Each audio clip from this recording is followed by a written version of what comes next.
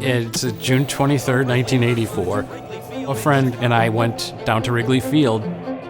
Bruce Sutter was the best closer in the game, and there he was facing Ryne Sandberg to lead off the ninth inning, and Sandberg immediately hit a home run off of him to tie the game.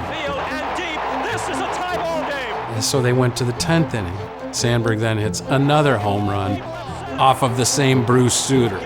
Do you believe it? It's gone! I could no longer make noise. My throat was so hoarse. This was the greatest game I've ever been to. I could not have imagined that one day I'd be doing a sculpture of Ryne Sandberg that would stand in front of Wrigley Field, and it's a great honor. That's almost perfect to have the statue 40 years later, and to unveil it 40 years later to the 84 season. I mean, that couldn't be more perfect.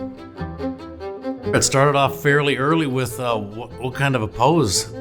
I said, let me give that some thought. I was a defensive guy, defense first, offense second. Ryne will be at the ready, standing at his position as the pitch is being thrown. And I wanted to match that as closely as possible. And I used to walk into it, so maybe that would help. I used to go like this. Yeah, that was a fun process, having the photographs and getting that position. I was also amazed at 64 years old how hard it was to hold that position for 12 or 15 shots.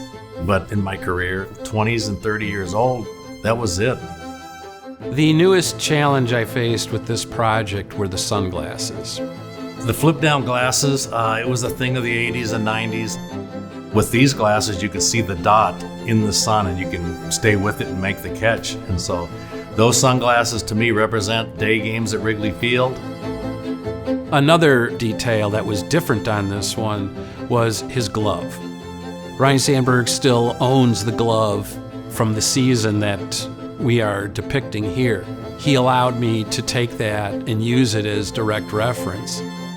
The most significant detail you will see on the finished sculpture when it's bronze is the label. Whoever won the gold gloves the last year would have the gold patch on their gloves. And it was like you had a trophy on your glove while you're playing the season. So that was a detail that I wanted. When I first met with him and we talked about all of these potential poses and how the process would go, I couldn't help talking about being at his famous game.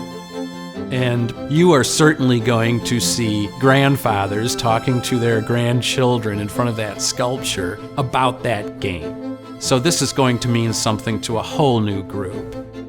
I think the statue is for the Cub fans, which I think are the best in all of baseball. So this is something that's for them, and I hope they enjoy it.